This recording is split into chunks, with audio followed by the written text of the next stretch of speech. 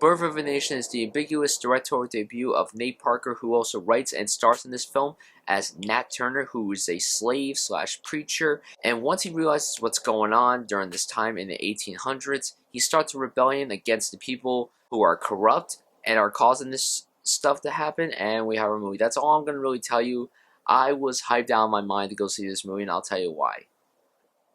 The reception. This film received a hugely positive, a critically acclaimed reception at Sundance earlier this year. Won the biggest prizes. I think it won the Grand Jury and Audience Award, which is a big deal. But then over the last few months, the love for it kind of went downhill. After some stuff has gone on with Nate Parker in his personal life, people were just like, is this movie even that great?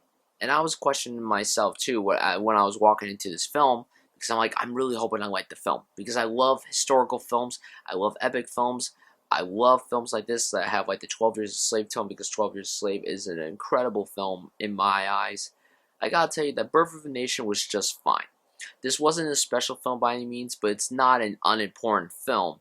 It is an important film that everyone I think should check out, but you have to be cautious going into this movie because there's a lot to know going into this movie. But let me start with the positives. I thought Nate Parker directed the film extremely well. I thought for his directorial debut, I think he did a great job. This film is so beautifully shot. This film has to get nominated for Best Cinematography. If this film's going to get any Oscar buzz, it has to get some recognition for its cinematography, but I gotta mention Nate Parker's performance. Nat Turner, the character itself, I'll get to him later on, but the performance from Nate Parker is out of this world brilliant. I think he is very Oscar worthy. I think he could get a Best Actor nomination, even after what's been going on in Nate Parker's personal life. I think I could see Nate Parker himself getting an award nomination for his performance. I also thought Armie Hammer was fantastic, but his character was just all over the place. I'll get to the characters later on, but everyone in terms of the acting was fantastic. Like I said, the direction was very good. This is not a slow film at all. This is actually a very quick film. I thought the music was very good. The costumes were awesome.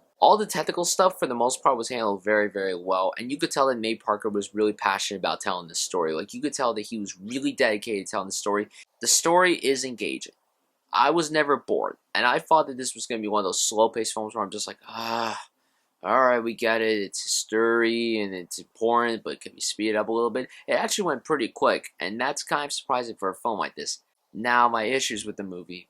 I think because of how much Nate Parker was ambiguous to the project, he didn't realize how much of a fast-paced film he made. Now, like I said, I have no problems with this movie being fast-paced.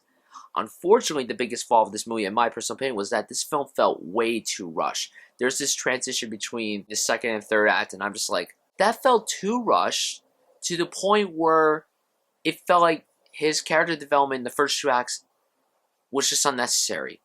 And I'm just like, what? If you wanted to make Nat Turner what he was in the third act by, kind of disobeying the Bible and killing people because, he actually does care about his fellow slaves, you could have made it more compelling and intriguing, but instead you just glossed over everything. You just made him from good to like an anti-hero, and I'm just like, I don't like that transition. But that doesn't mean that the movie's bad or anything. I never said this movie was bad, because I don't want people to dislike this review and say, oh, this kid doesn't know anything because he only likes like big budgeted movies and stuff. That is completely false information. I love big budgeted films, but I also love these smaller independent Oscar type films. Like, I really love Oscar films, and I was excited to see this film. I was just disappointed with it because I felt like it was overhyped by the critics and the audiences.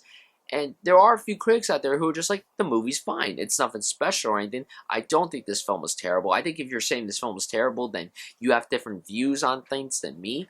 But I thought the film was good. I thought it was engaging. I thought it was well acted, very well directed. For what Nate Parker did, I think his direction and performance are the two strongest things. Yeah, The Birth of a Nation was just a good film. It wasn't anything special. If you're a history junkie, definitely go see this movie. But if you're someone who's very cringeworthy to certain sequences, because this is a very brutal film, then just be careful what you're getting yourself into, because there are very violent scenes in this movie that I thought were really well done. By the way, the rebellion sequence at the end of this movie was excellently done. It's better done than some of the action sequences we get in big budgeted blockbusters. I'm going to give Birth of a Nation a B-. Guys, tell me what you thought of this movie. If you saw it, thank you so much for watching. I'll see you guys soon.